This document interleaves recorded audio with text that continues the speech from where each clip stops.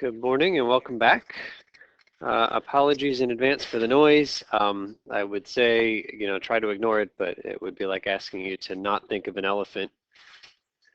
Is there anybody who's succeeded in not thinking of an elephant?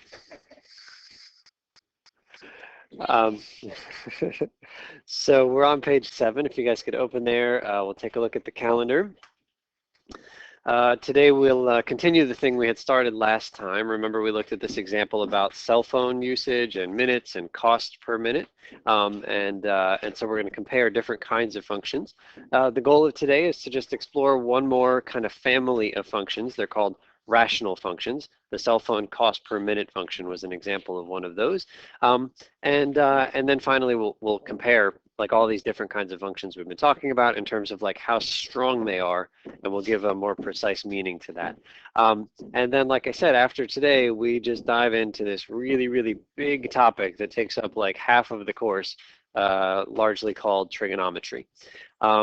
So before we dive in, I just wanted to say that, again, today you guys are going to pick your grading scheme. So here's a piece of paper with your name on it and 3 choices. The percentages are over here just to kind of remind you, but just find your name and circle the choice that you would like me to use when I calculate your grade for the rest of the semester.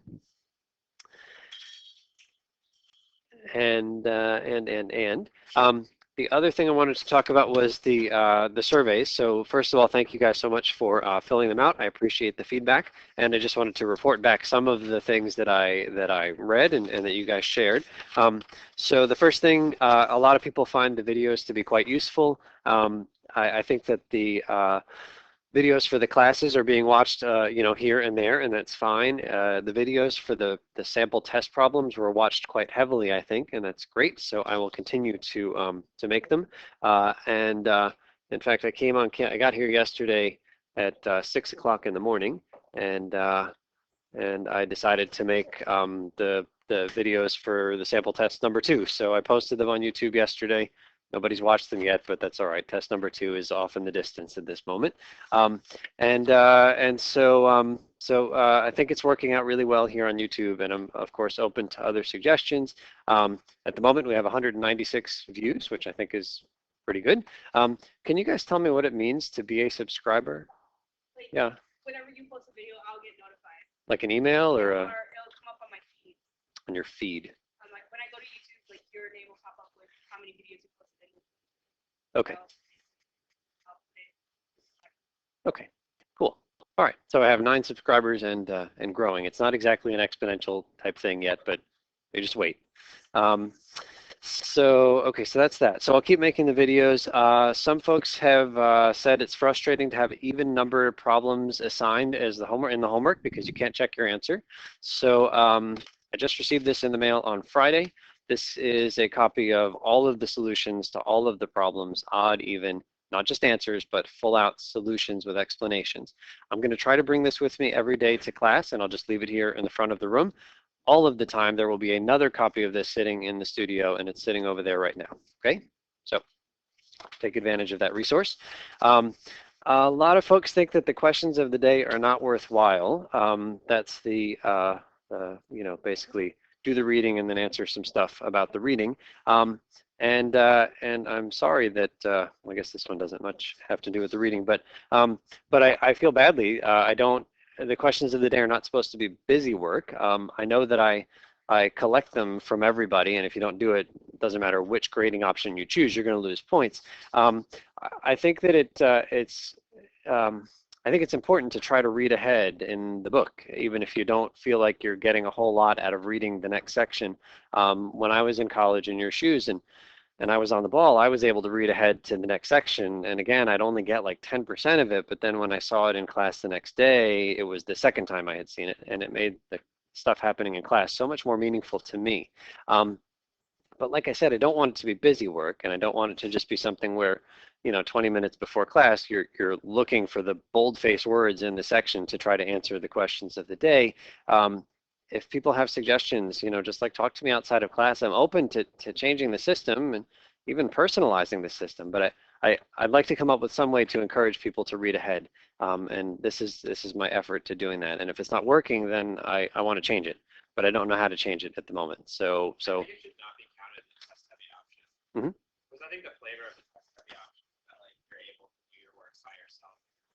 Mhm. Like responsible for implementation. So I think it's unnecessary to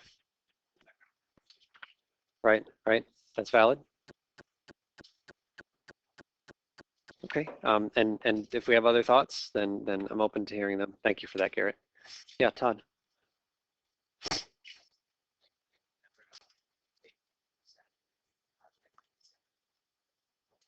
I wanted to keep the percentage the same on the projects. This is my first time doing this grading option in pre-calc. Like this isn't something I have a lot of experience with. Last semester is the first time I ever did the grading options. I think it went pretty well, so I'm trying it again. But this is my first time in pre-calc. And Todd has noticed that the projects are worth exactly the same no matter what option you choose. I think the projects are hopefully meaningful. And so I wanted to make it straight across the board so that people weren't making a choice based on how much effort they wanted to put into the projects. So I'd need to really think about that before I could say yes to your question. All right, let's see. Some folks think that the projects are hard, but worthwhile. Some folks think the projects are hard, but a little tedious. I'm hoping that they become less tedious. I know that project 2, which was about the money and the investing, that was tedious if you didn't have the right tools, either Excel or some special commands on the calculator. So the goal of that project was not to make it something tedious. If I use that project again, I'll make sure that the video is up on YouTube well in advance to kind of teach people about some of the commands that make that project more manageable. Some folks are interested in maybe having a study group outside of class, like the 10 to 10:30 is great, but it's certainly not enough to do all of your homework. And somebody had proposed right after class, which, you know, noon to 1 is in theory free. You know, you don't have a class at noon anyway. So if people are interested in kind of taking the reins on that and just having a group of folks stay after class every day, you know, I think that would be great to just kind of start the homework right away, right after class. Somebody had suggested, because we don't spend any time doing homework during, you know, once class starts, somebody had suggested making videos for the homework problems. I think that's a great suggestion. There's no chance I'm making any more videos than I already am. But I appreciate that. I'm hoping that that if there's this study group thing happening, and if we've got this new resource for the, you know, the even solutions are all there, I'm hoping that's enough. I like to think I'm available to answer questions outside of class, 10 to 10:30, but other times as well. So I'm hoping that I'm making myself available enough, but I can't imagine making more videos for the homework problems. For most folks, the workload was about right, so I'm okay with that. And the weekly quizzes were just about the right frequency for most people as well, and that's good. Some people want more group work, some people want less group work, and oh, and somebody had written that that extending the testing window. So I had said 10 to 12. But then I ended up extending it for people that were still here and working, and it looked like making good progress. And somebody had suggested that it wasn't really fair to change it from 10 to 12. Like 10 to 12 was the window I had said, and some people had to leave at 12, but would have liked to have spent more time. I'm open to suggestions on that. I thought I was going to try to hold the line at 10 to 12, but you know, there were so many people here left over that I really am uncomfortable taking the test out of people's hands. Yeah, I don't know what to do about that, but I just wanted to share that these are some of the comments that people had put forth. Okay, I do not imagine I'm going to hand out another survey during the semester, but if you have stuff to say, just write it down, throw it in the folder, you know, and if you want it to be anonymous, put it under my door, you know, just like say what you want to say, whether it's in person or anonymously. I always like to hear feedback. All right, so just a quick reminder about this this problem at the bottom of page 6 was about a cell phone plan which costs $30 a month plus 10 cents per minute. And so we ended up with the total cost function, which is there on the left, and then this average cost function where you took the total cost and divided by the number of minutes. And then we started thinking about some extremes. If you talk an awful lot on the phone, then what does your cost per minute approach? and approach the 10 cents. That $30, if it's divided over like 1,000 minutes, that $30 does not amount to much. So it's always a little bit more than 10 cents a minute, but it's pretty darn close to 10 cents the more and more you talk. And if you talk very little, then what happens to your cost per minute? It gets really high. Like those minutes are expensive if you're only talking for 3 minutes or 2 minutes or 1 minute. But then somebody asks, what about fraction minutes? And if they're allowed, then the cost gets even more prohibitive. And so in theory, it gets infinitely expensive. If you talk for like 1 second, it's going to cost you $30. And over the course of a minute, that's a steep cost.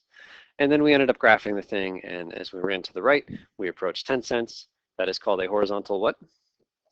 Asymptote. And as we approach 0 from the right, we went up to positive infinity, and this y-axis is called a vertical asymptote. All right. So number 4, can we start with Sarah?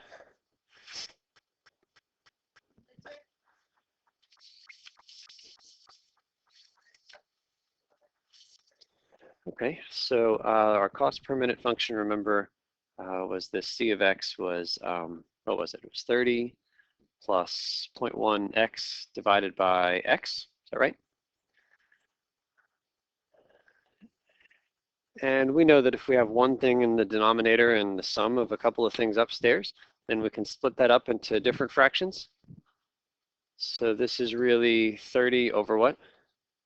X, and then plus 0.1 x over x, right? That's just splitting it up into 2. So that's really 30 over x plus 1.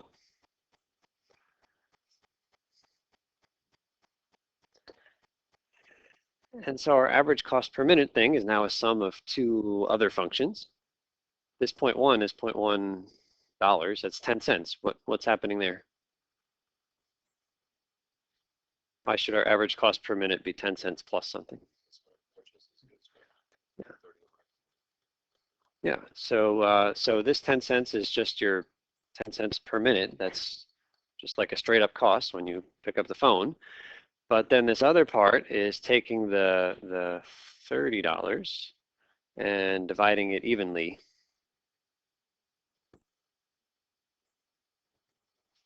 And so that 30 over x is just the $30 part getting split into a bunch of little minute pieces. And Ernie makes a really good observation here. If x is big, what happens to 30 over x? Small, close to what number? It gets really close to 0 if x is big. Do we buy that? Like 30 over 100, 30 over 1,000, 30 over 1,000,000, really, really close to 0. And that's another reason that this is that this makes sense to approach 10 cents, because it's 10 cents plus something that disappears, that something gets to nothingness. Garrett. Is there a way to put, is there like an infinity button on the calculator to make it? I don't. I was thinking a chemistry problem where they had infinity on the bottom. Mm-hmm. Mm-hmm. And did they just make it 0 in the next step? Yeah, I don't think that there's an infinity button on the calculator. I think that you can kind of represent in infinity by typing in a really big number. So, for example, 30 divided by that really big number is that number, which means 0.000003. And if I were to do the same thing, I think eventually the calculator will run out of space. I think it goes up to -99. And if I just type in a big enough number in the bottom, it will say 0. So I can make it say 0, even though it never really is 0. But that's really more of like a memory thing on the calculator. All right, 5. We're up to Vance.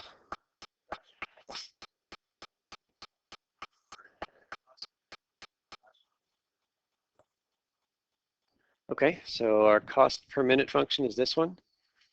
Is that a ratio of 2 polynomials? Yeah, polynomial on top divided by polynomial on the bottom. So that whole thing is called a rational function. And the cost per minute, the total cost function let's see, so the total cost, remember, was just the top part, 30 plus 0.1x. Is that a ratio of two polynomials? What can I divide by, which doesn't change it? Divide by 1, it's still the same. Now is it a ratio of two polynomials? So we're getting to this fundamental question. The question is a constant a polynomial? The answer is yes. Constant is a polynomial. So is that a rational function? Yeah. So this is another yes. So what we've just established is that every polynomial is part of a larger group of functions called the rational functions. So maybe you've seen like Venn diagram stuff before, but here's all the polynomials, and inside of there, or I guess outside, are all the rational functions. So every polynomial is a rational function, but we've just expanded our knowledge of different kinds of functions by allowing rationals. I don't think that irrational function, I've never heard that phrase, but there is another kind of function called a transcendental function. For example, e to the x, it's not a polynomial, it's not rational, it's a different kind of function. Ln of x is another transcendental function. You can, but they're not polynomials. Yeah. All right, number 6, we're up to Kyle. Okay, can you guys try those 6 examples? We're just looking for yeses and nos. Okay, so what did we decide about these 6 functions? Are there any not rational functions in here? D. D is the only one because of that e to the x. That's similar to the example that we had talked about for Garrett. Everything else is rational. Okay, so that's good. So now the goal is to start thinking about, what do these things look like? And I will preface this discussion by saying that graphing rational functions is quite complex. It's really not the focus of our course. We could spend the next 3 classes talking about all the nuances of graphing these kinds of functions. We're not going to do that. But let's just see if we can get like some basic ideas about these things and know that there are other details out there if you're interested in seeing more. One thing that is fairly common for rational functions is the appearance of these asymptotes, vertical asymptotes, horizontal asymptotes, lines that the rational function approach. And so maybe we could get a start by thinking about how do you find the asymptotes for the different rational functions.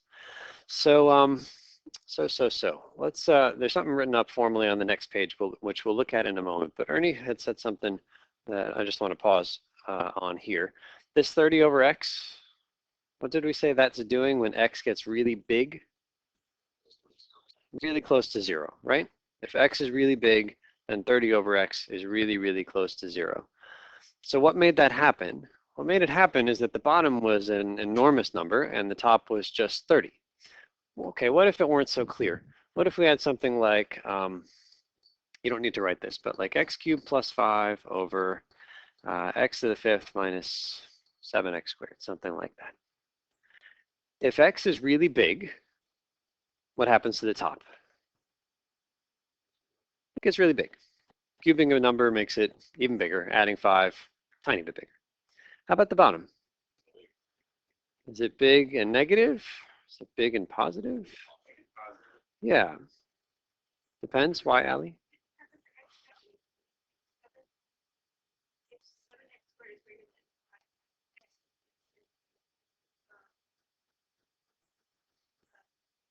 It'll make it negative. Yeah. So do you guys agree? Like if I plug in x equals 1, do I get a positive or a negative on the bottom?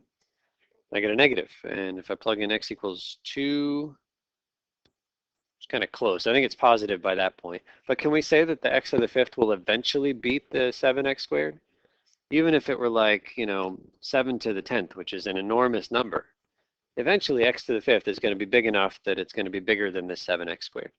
Okay, so that's kind of the first observation, is that if you're thinking about these things and you're sending x to infinity, the only thing that matters on top is what?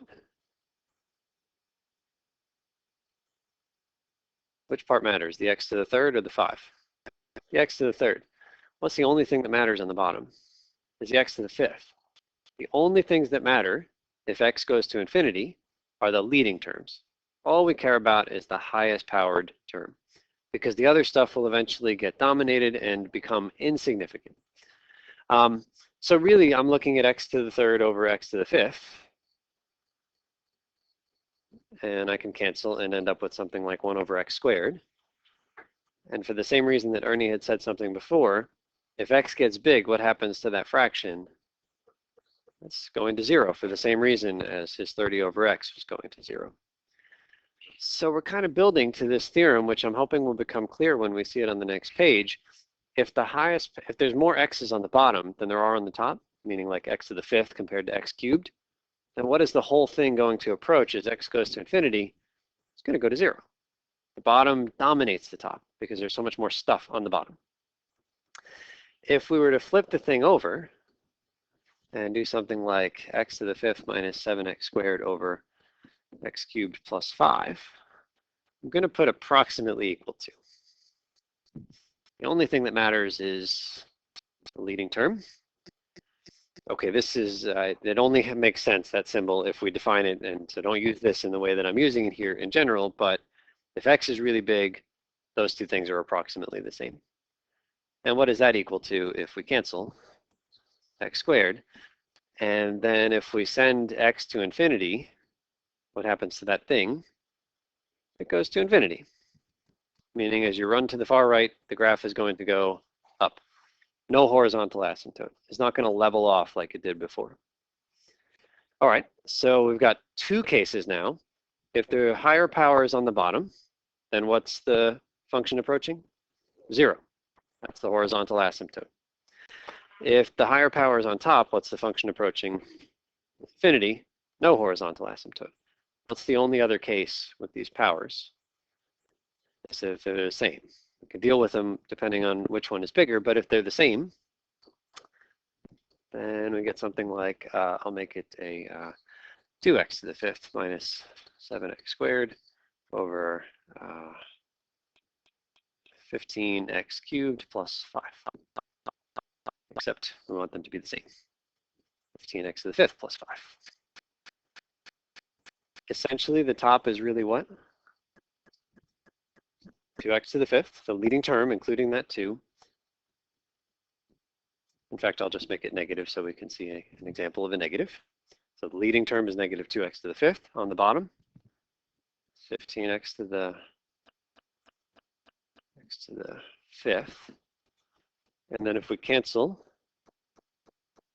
negative 2/15. If x gets really big, that function approaches negative 2/15. That is the horizontal asymptote.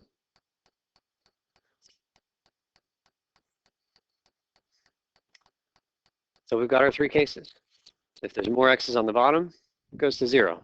If there's more x's on top, it goes to infinity, so no horizontal asymptote.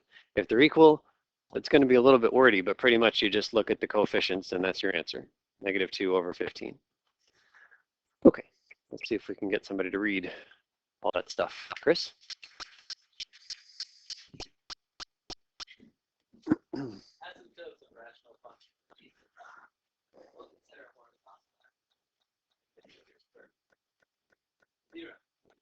Let f of x equal q of x over q of x. Case 1. If degree p is greater than q, Horizontal asymptotes.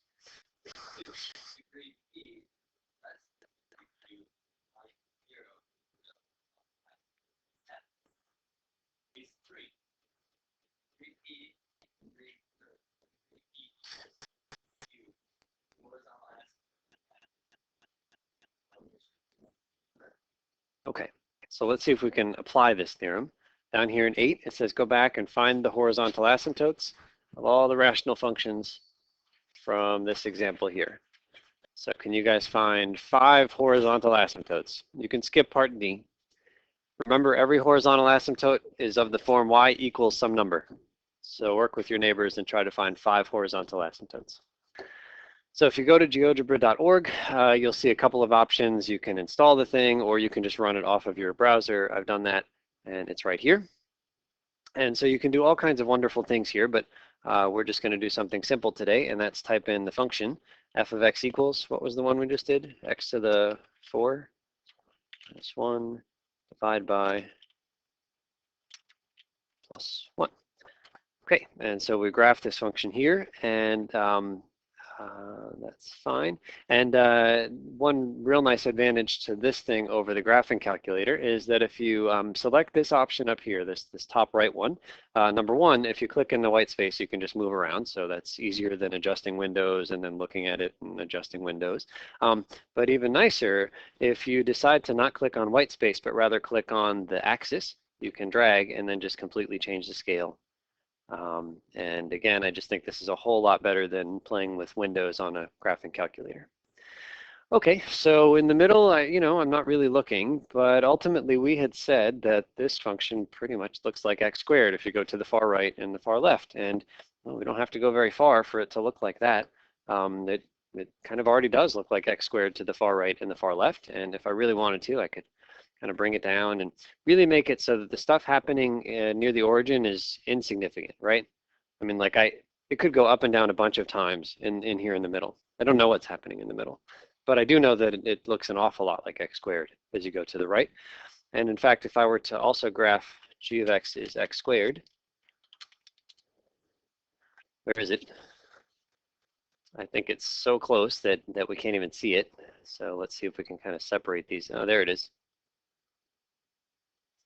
So that complicated fraction function looks so much like x squared that zoom out a little bit and you can't even tell them apart. Okay? There's lots of nice stuff that you can do with this, and we'll play around just a little bit more today, but I'd encourage you to explore if you're interested. One nice thing about it, it's free. Second nice thing about it, it's very user-friendly. So like if you just click on one of these random buttons up here and you don't know what it does, it says this is a line through 2 points. Select 2 points. 1, 2, there's a line.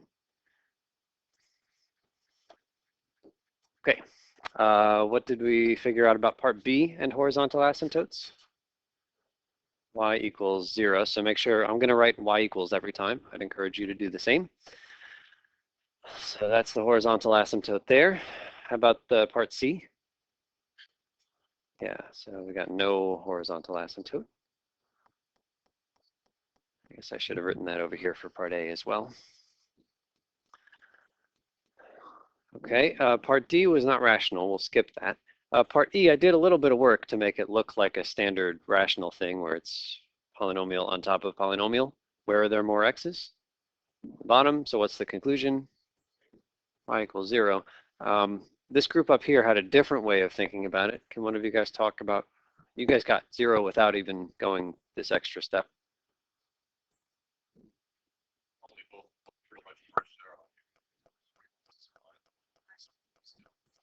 You guys agree that each of these fractions, like, it's their own separate rational functions, and they both go to 0.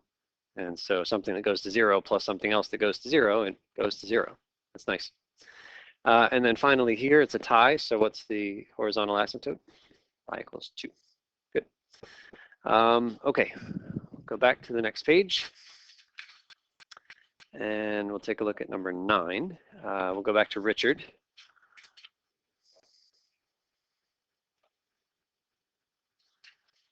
Okay, can you read that again?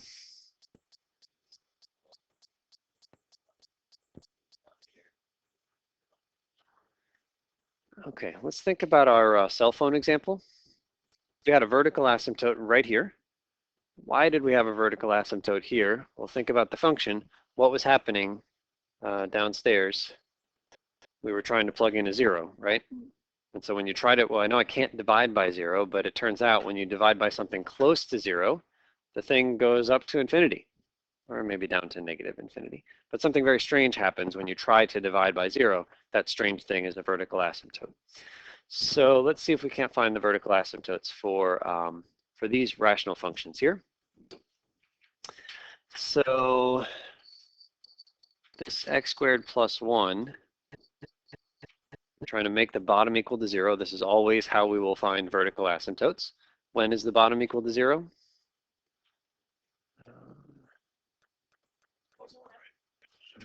Not in the real numbers, right?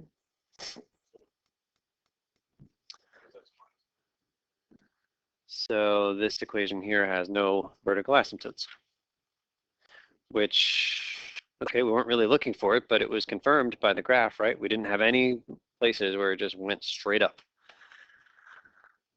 Okay, how about part B? What's the vertical asymptote? We want the bottom to be 0. What value of x? 0. So x equals 0 is our vertical asymptote.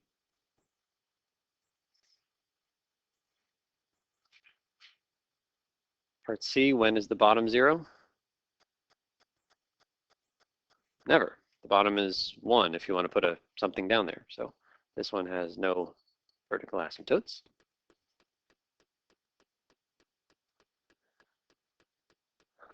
For part E, when is the bottom 0? Well, there's 2 bottoms, or if you write it my way, you'd have to kind of factor it. But either way, I think we end up with 2 answers. What value of x makes the bottom 0? 0. What value of x makes the other bottom 0? -3. So somehow that one has 2 vertical asymptotes.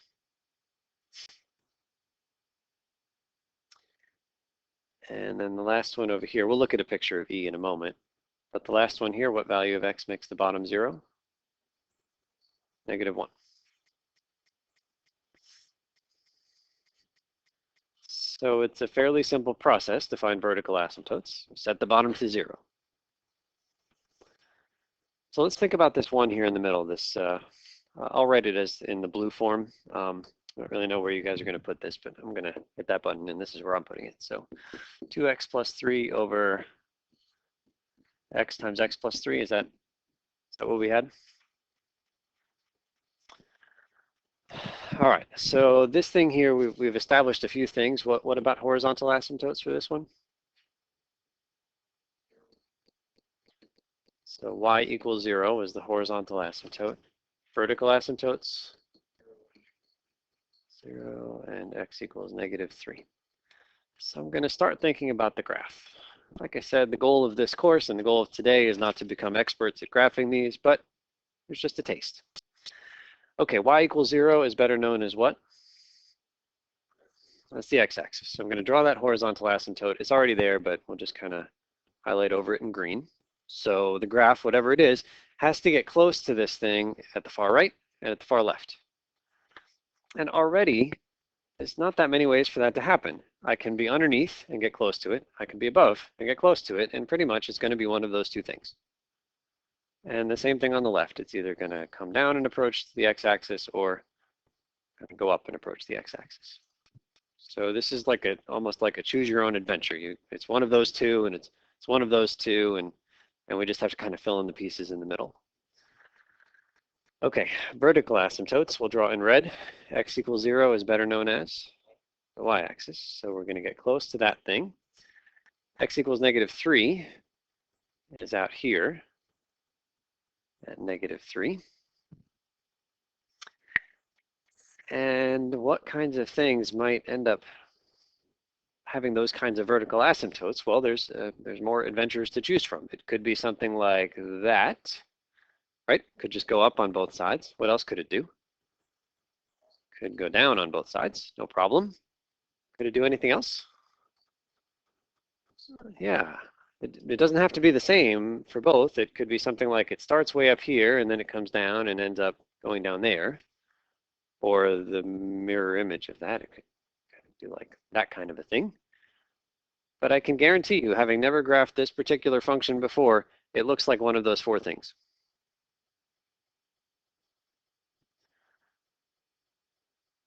And then if I'm going to continue, well, let's see. It's either gotta kind of make its way up there or down there. It's going to be either really big or really negative infinity. And then I can almost start to, like assuming these are nice functions, now like my branches are kind of starting to fill out themselves. And on the other side, maybe it was that one or maybe this one. And there's just not that many things to pick from now. It's either that or that. It's one of 4 things in the middle, and it's either this or it's this. And to figure out which one it is, all we have to do is kind of plug in some numbers. For example, if x is equal to, say, if x is equal to 1, what do we get on top? we get 5, and on the bottom, 4. When x is 1, y is 5/4. When x is 1, y is 5/4, so that's a point right around here. Well, it doesn't feel like the bottom curve is the one. It feels like, maybe I haven't drawn it quite to scale, but it feels like I've just established that the thing is upstairs. All right, what if x is -4? So how much is on top? -5, x is -4. So that's +4 on the bottom. So it's a -5/4. So we were at -4 and -5/4. -4, -5. Oh, okay. I'm feeling pretty good that maybe it's that one down at the bottom. And then to pick in the middle, you play the same game. I would probably need to pick a few points. Probably one isn't going to be enough to just decide which of those options it is, but pick a few points in there, and then just like, if it's always positive, then it's the one that's always up above. If it changes, then it's one of these kind of crisscrossing things. So let's take a look at what GeoGebra has to say. I'm just doing Control-Z to undo all that stuff. So what was my function here?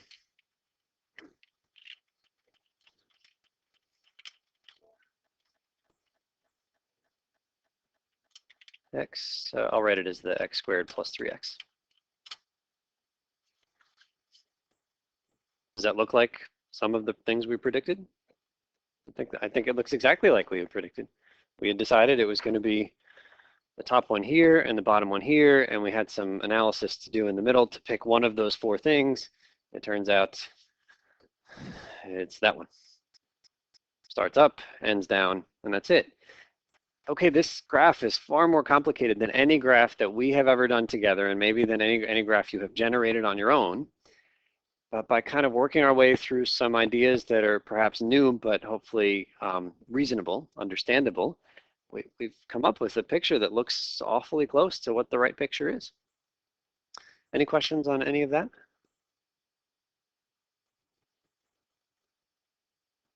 Okay, so let's take a look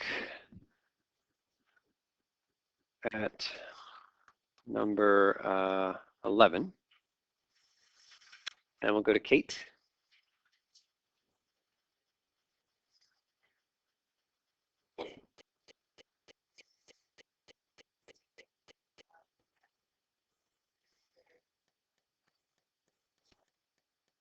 Okay, so let's think about this one. And again, we'll do vertical asymptotes in red. So what's the vertical asymptote here? Remember, it's where the bottom is 0. What value of x makes the bottom 0? 2. So it feels like, at least according to what I've said, the x equals 2 is a vertical asymptote. But there's something strange happening here, and that's that the x minus 2 on the bottom, what happens with it? It cancels, right? I mean, like I could just first cancel the x minus 2s. They're the same. And now all of a sudden my vertical asymptote, my problem at x equals 2 is no longer a problem because this function is simply what? X squared. So really that equation that I had given you to start with, it just looks like x squared. Does x squared have vertical asymptotes? No. So what does it look like? What does that x minus 2, what impact does it have? Because it's there, but it's not really there if you just cross it off first. So we will graph x squared.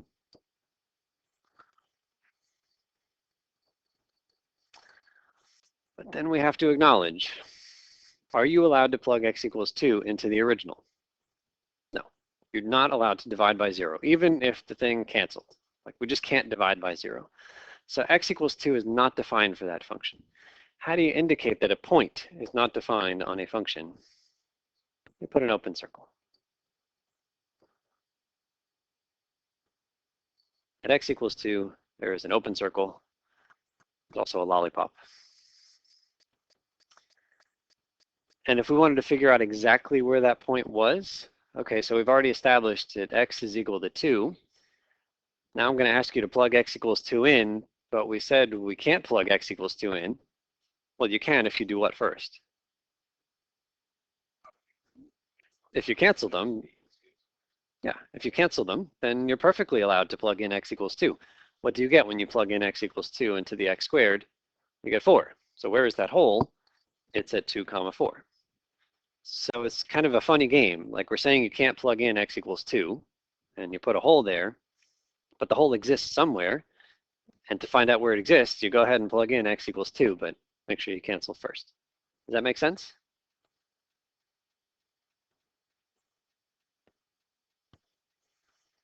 I think if I were to type in this function on the graphing calculator, it would look just like the parabola. I don't think the calculator would show me a hole. I don't think GeoGebra is going to show me a hole either. We have to kind of go out of our way to exaggerate that that point isn't there. I have seen pictures of like a certain window on the graphing calculator where you'll actually see a pixel is missing, but you have to kind of be really perfect in terms of trying to find it. So play around. Maybe there's some strategy to finding it, but generally you're not going to see holes unless you work real hard on the graphing calculator.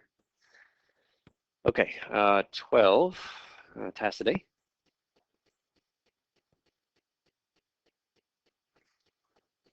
Okay, so let's think about this example that we graphed here.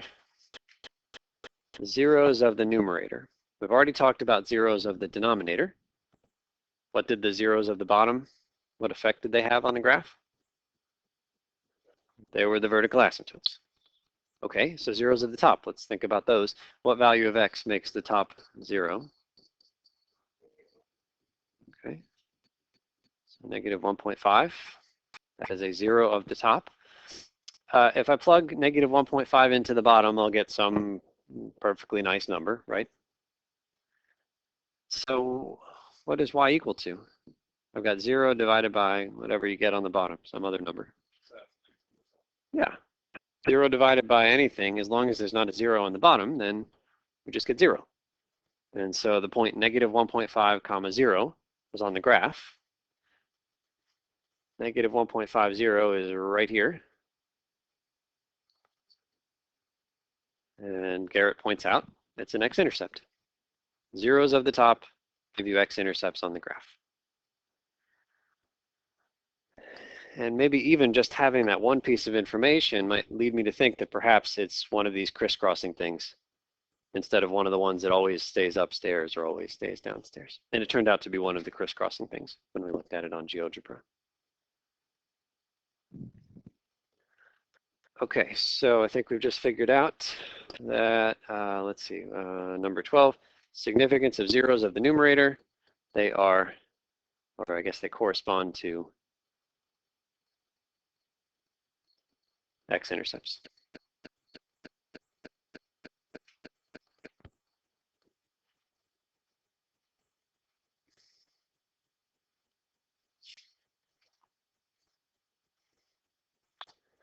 Okay, has the paper gone all the way around the room?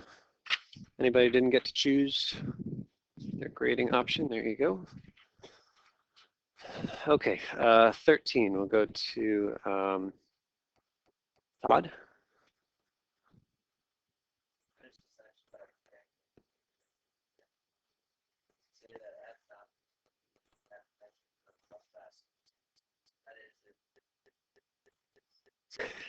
If the limit as x goes to infinity of f of x over g of x is infinity. So here's the question. Suppose that we had, I think one of the functions, what was the function in part D?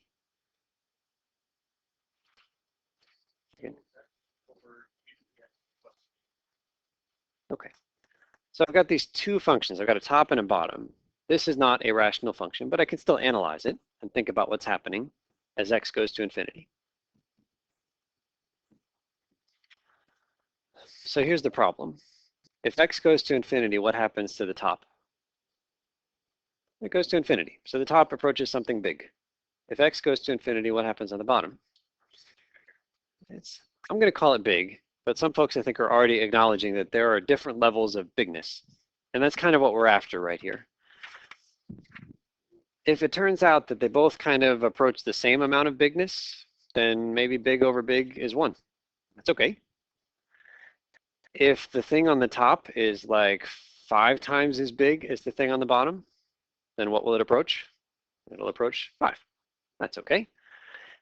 But if the thing on the top is big and the thing on the bottom is huge,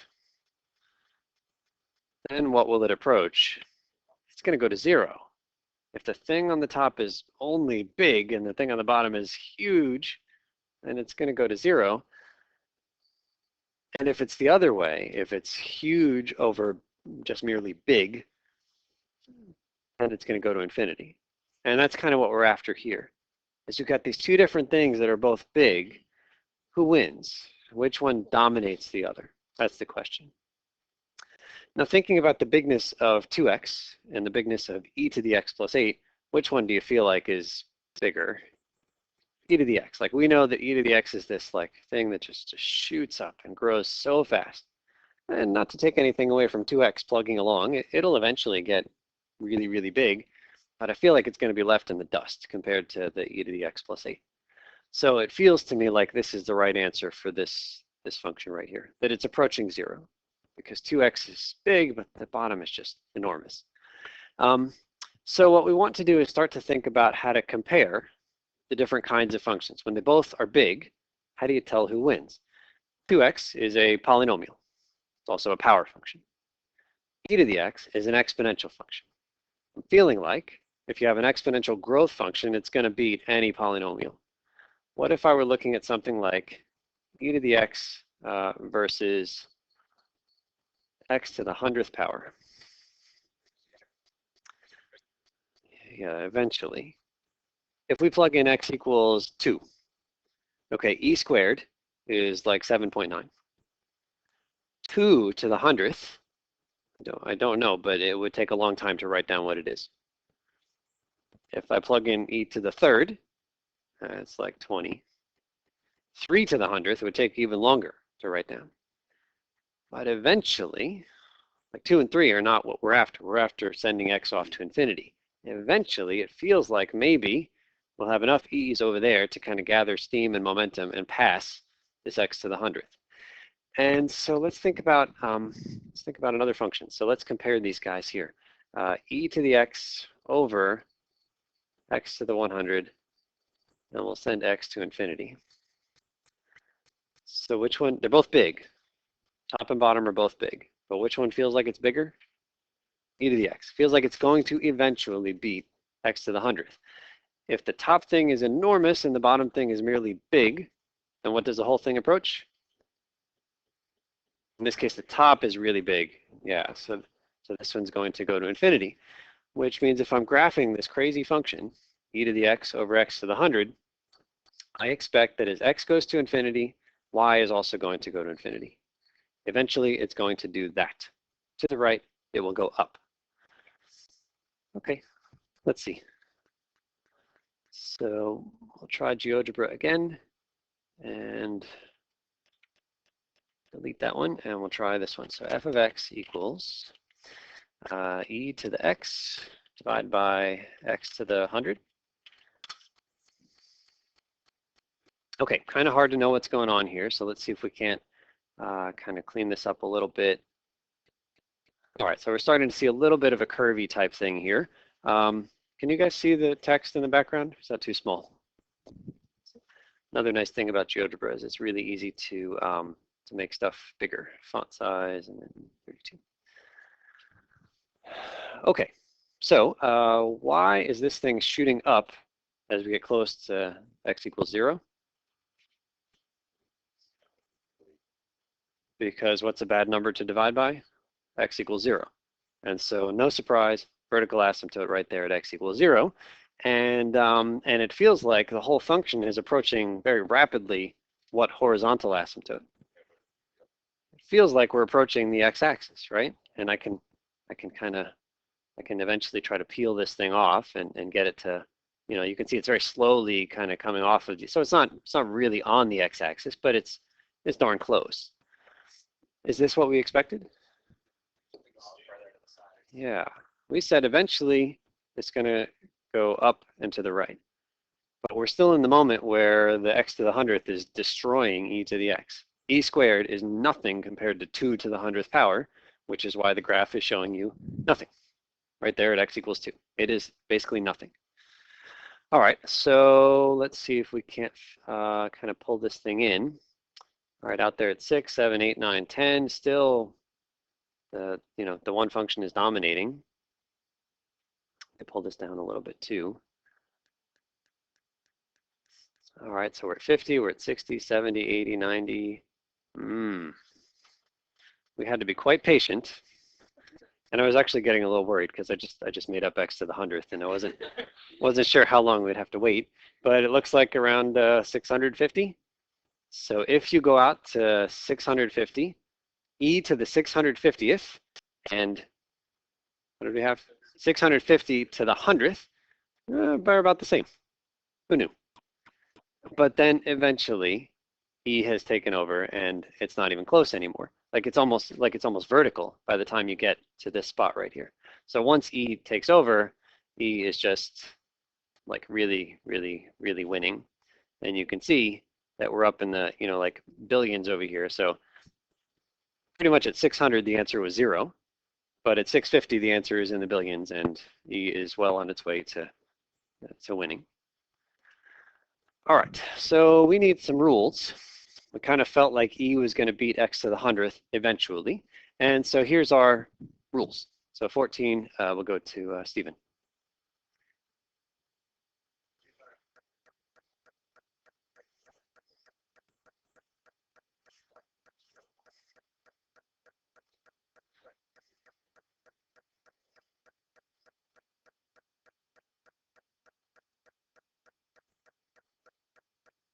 Billion. Okay, so if you have to compare two exponential growth functions, like 3 to the x and 2 to the x, who wins? 3 to the x, higher base. And we say eventually, I stuck a billion in there to try to help out poor 2 to the x, and that billion will help for a little while, but eventually that 3 to the x is going to dominate, and we'll get a graph similar to the one that we saw before. So if you have two exponential growth functions, the bigger the base, the better, the more dominant. And then as we come down this list here, next thing in the list is a power function. Well, I just want to make it clear that there's an order here in this list.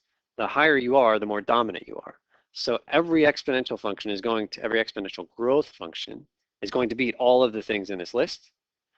Power functions are going to beat everything below, okay? So like the little descriptions on the side are just what if you're comparing two things that are similar to each other, like two exponential growth functions. All right, so a power function with p bigger than 0. We might not remember because we've had all these letters, but I think p was our power, wasn't it? It's like a k x to the p. Okay, so x to the 5th and a billion x cubed. Which one wins? X to the 5th, eventually.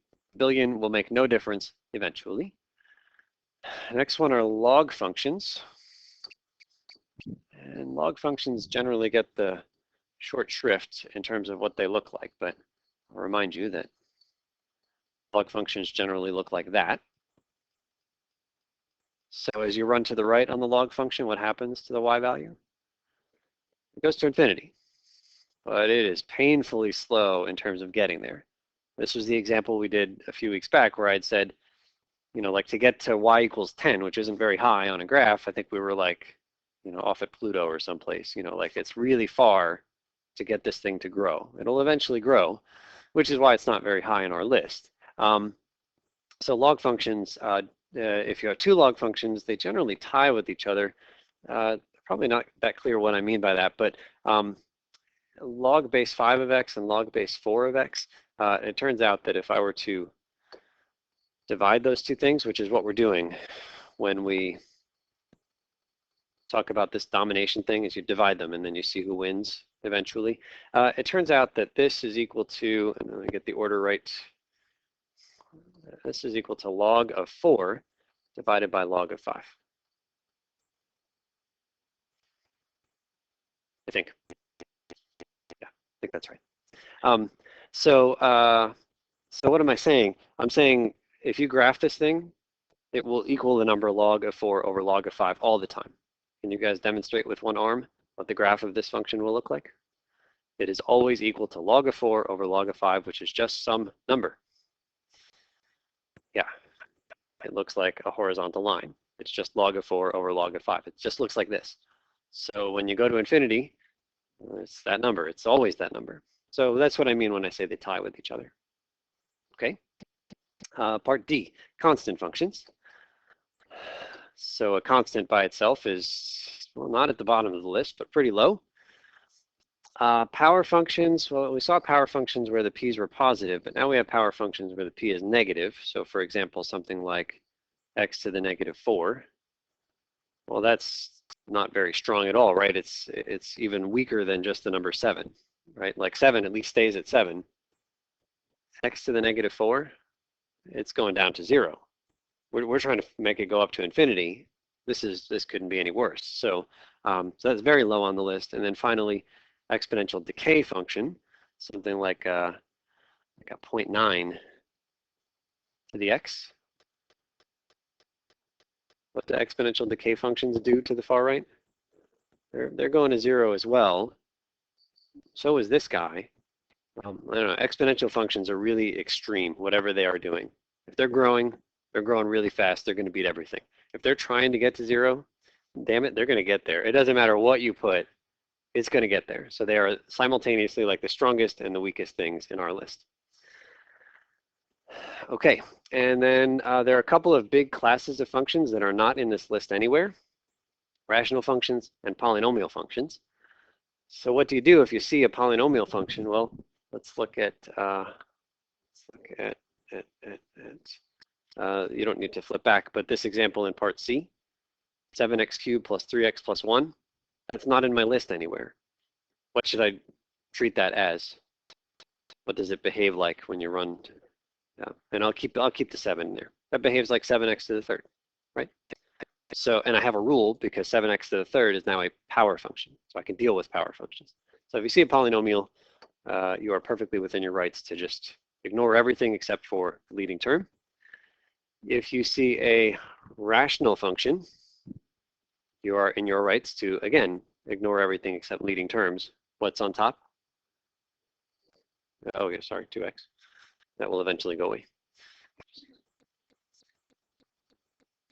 So, okay, so the top is just 2x and the bottom is just x. And so the whole thing is really just 2. Oh, 2 is in my list. It's a constant. So you can take any polynomial and ignore most of it. You could take the rational function and ignore most of it, and they will make their way into your list, okay? All right, so let's see what kinds of questions I could ask you to kind of test this idea of the hierarchy of domination. By the way, when I become a professional wrestler, this will be my stage name, hierarchy of domination. That's just like, you would be intimidated, right? Don't look at me, but just like, think of the name. All right, so we're up to Stephen, Todd, and Sam. 15, please.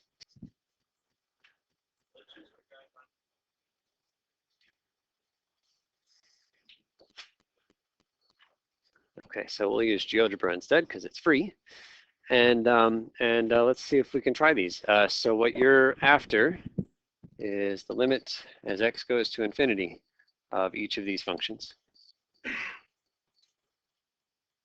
So can you guys try A, B, and C with your neighbors?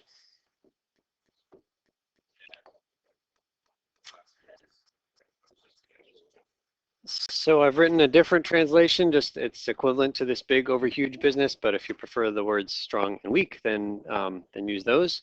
Again, ultimately the answer is almost all the time either going to be 0 or infinity. Those are generally your choices. Okay, so what's on top? What kind of a function is this? That's a power. And remember the power functions had this, like you had to compare the power to 0. So what kind of a power function was this?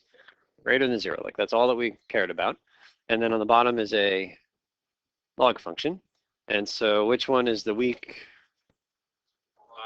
Log 1 is weak, and the power is strong. So I'm looking at a strong over weak. So eventually we expect this thing is going to go to infinity.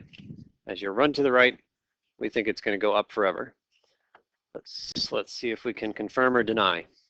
So I've typed in the function over here into GeoGebra, and it looks like this. We said as we run to the right, we're expecting to go up, right? Eventually. So let's drag this. So I don't like this yet because I'm expecting it to go up to infinity. So let's start dragging to the right. Okay.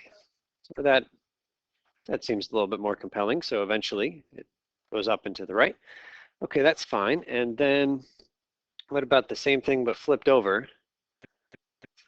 Yeah, I mean, it's the flip over. So if it's not one, it's the other. So this one should go to 0. Now, I think we can actually look at this in 2 ways. How can we look at this? Let's put that back. Oh, it really disappeared. Let's bring it back. Okay, so that is that function. So if I were to go the other direction, we can just change it. Maybe we'll change it in here. And so we're looking for ln of x divided by the square root of x. Looks like that. What we were expecting is that the answer was 0. That is, if you run to the right forever, you get close to y equals 0. We should get close to the x-axis. Is this compelling at the moment? Doesn't look close enough to the x-axis for my purposes, but this is again another eventually type thing, and it takes a while, but it sure feels like eventually it gets quite close to the. You can see it. I can still see the difference, but you can pull it up. It's an eventually thing. Eventually. Can I also just point out, so, like on a test, you'll have your calculator for most of it again. So you might be thinking, well, why can't I just graph the thing on my calculator? Well, like I could give you very extreme numbers that, you remember how hard it was for us to find the eventually? And that was using this powerful software that's stronger than your calculator.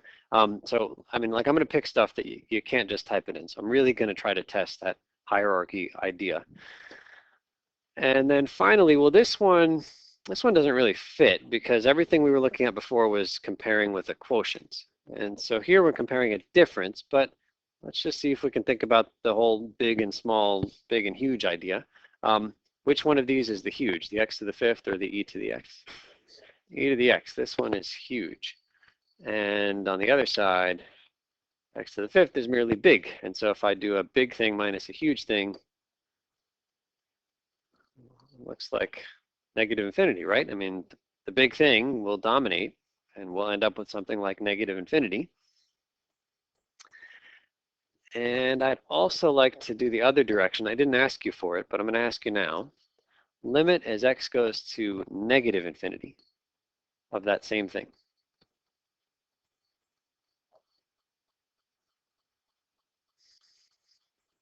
So we've got a couple of people that have just tossed out an idea. Well, let's think about this one.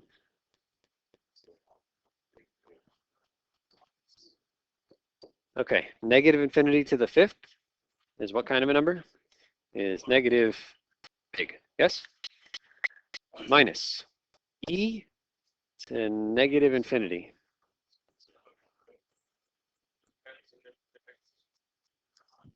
Is it? So x is like negative 10 or negative 100. E to the negative 10 is very close to what number? It's very close to 0. Remember the e to the x. Like we always think of it growing to the right, but it also goes to 0 to the left. So what's the answer on this side? Negative infinity, minus nothing. So here's what I'm expecting to see with very little work, just some analysis. Sorry that we're a tiny bit over. But I'm expecting that as you run to the right, what happens? We said minus infinity. As you run to the right, go down. As you run to the left, it's supposed to go down. And so again, this is like a crazy function trying to compare x to the 5th and e to the x, but I think we can do it. So let's do it. F of x equals e to the x, nope, x to the 5th minus e to the x. We're expecting on both sides, it goes down. Ooh, what happened? I mean, I see it going down on this side.